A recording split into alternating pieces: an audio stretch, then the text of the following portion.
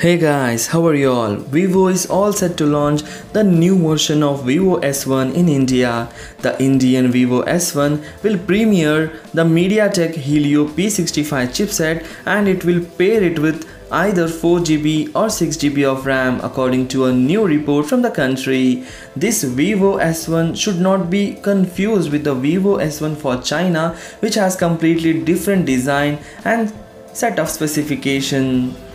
The Indian-bound Vivo S1 will have an 6.38-inch of Super AMOLED display with Full HD resolution with a fingerprint scanner embedded into it. The camera section, it will have an 32MP of selfie camera and a triple rear camera setup which will have 16MP main camera sensor, 8MP ultra-wide sensor and 2MP of depth sensor.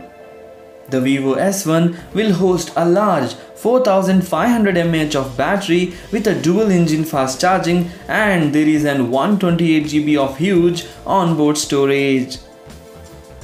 As you can see, few of the images which are real images of Vivo S1 and its retail box. Vivo S1 is expected to command a price lower than 20,000 Indian rupees or 250 euros, and this will be launched by Vivo in the month of August or September.